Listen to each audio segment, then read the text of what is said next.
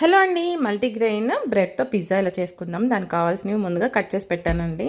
అలాగే butter apply చేసేసి ప్యాన్కి వన్ సైడ్ అయితే లైట్గా సాఫ్ట్గా అయ్యే వరకు మీరు ప్యాన్ మీద ఫ్రై చేయండి. ఆ తర్వాత నెక్స్ట్ సైడ్ తిప్పిన తర్వాత మీరైతే ఇలాగ చీజ్ తురిమింది అయితే మీరు ఇట్లాగా అప్లై చేసేయండి బ్రెడ్ పైన. అలాగే మనం కట్ చేసి పెట్టుకున్నాం కదండి, పన్నీర్ కానీ కార్న్ కానీ క్యాప్సికమ్, ఆనియన్, టమాటో ఇట్లాగా మీకు కావాల్సినంత స్టఫ్ అనేది పెట్టుకోండి, అప్లై చేసుకోండి.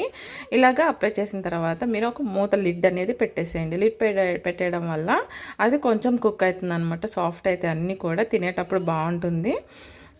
తర్వాత మీ దగ్గర నేనైతే పిజ్జా ఆర్డర్ పెట్టినప్పుడు వస్తాయి కదండి, అవైతే స్ప్రింకిల్ చేసేసాను.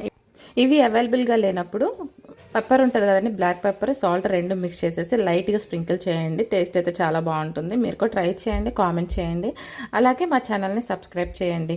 దీనిపైన మీరు టమాటోస్ కచప్ వేసుకొని తినండి, సూపర్ ఉంటుంది. టేస్ట్ అయితే అదిరిపోతుంటుంది. ఆనియన్ అయితే నేను ఉడకపెట్టి వేసేసానండి.